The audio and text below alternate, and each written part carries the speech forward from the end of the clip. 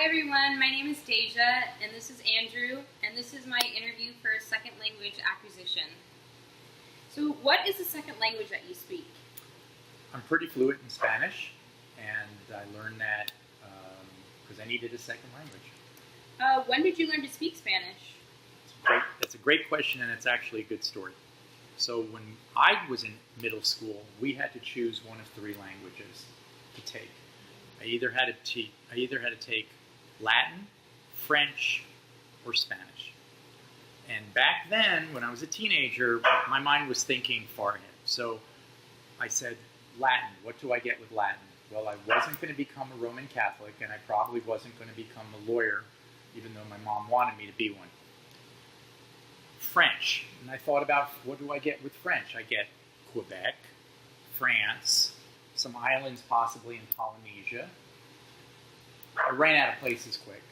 And so then I said, Spanish, where do I get? Well, I get Mexico, Puerto Rico, wow, wait a minute, Central America, Spain, South America.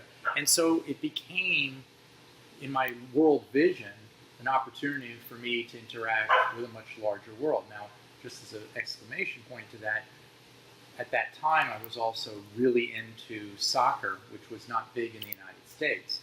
And most of the big games and most of the big teams were from many of the Spanish-speaking countries. And a lot of that was where my decision process came from. Awesome. So would you say that a lot of the way you learned to speak Spanish was through instruction in classroom settings?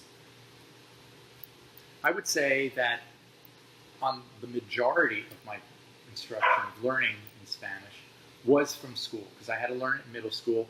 I went through 4 years of high school, and I took a couple of years at university.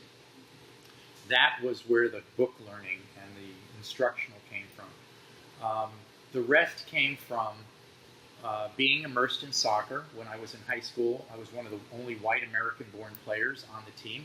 The vast majority were from Spanish-speaking countries, though there were some Africans and Italians, but most of them were from Spanish-speaking countries. So I began to be able to converse with them, got my conversation on, so to speak.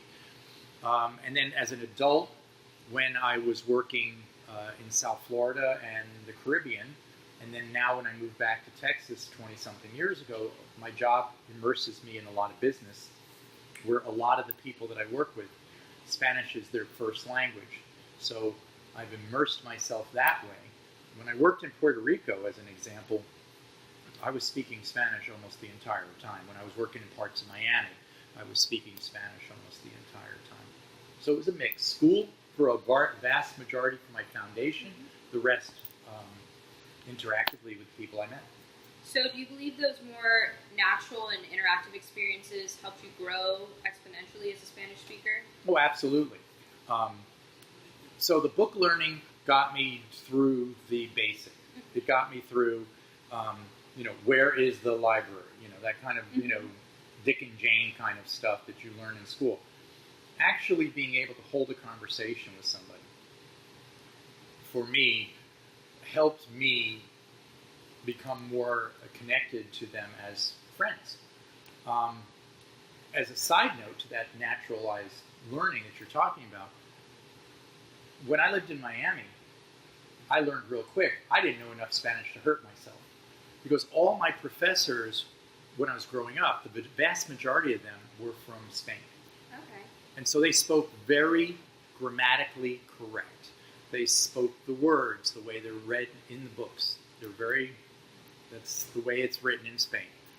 When I got to Miami, it was Cubans and Puerto Ricans and Nicaraguans and El Salvador and Honduras, and everybody's got their own street words that they use, and phrasing that's different. And you can get in trouble real fast using a word that's typically used in normal written by the book conversation, and you use it, and you end up using it wrong. Yeah. Usually everybody's pretty has a good laugh over it, but I learned very quickly that it wasn't just learning Spanish, it was also learning the cultures that went with it so I could speak correctly and be understood more. And the hardest part for me at both of those, Deja, was early on, and even now, even though I've done so much of it, I have trouble because I don't always think in Spanish.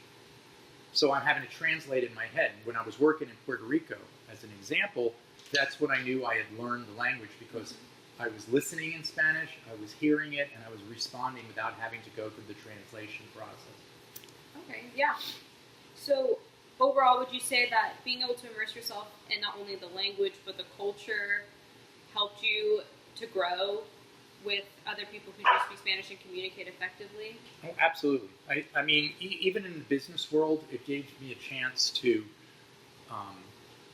connect with them. And this is something, there's a quick short story about that. I had a business relationship down in Puerto Rico with a guy from Spain, and we were in a business meeting, and I tried to explain what I needed to tell him in Spanish, and my brain locked up. And I said to him in Spanish that I was very frustrated because I don't think I'm explaining myself real well. I'm not using the right words. I hope you understand what I'm trying to say. And he got mad at me. I'll never forget this. He got mad at me, and he said, "Don't you get angry at me." He says, "I've lived in Puerto Rico almost my whole life. 90% of my business comes out of Miami. You speak better Spanish than I speak English." And so it established a relationship where he wanted me to continue to speak Spanish and practice and feel comfortable. And he would come back to me, and we'd have these very long lunches where, instead of just sitting down and having lunch, he would take me and we'd have lunch. And the rule was I had to only speak in Spanish, and he had to respond only in English. Okay. That was crazy time. Awesome. Well, thank you very much for letting me interview you. Oh, you're welcome. Awesome.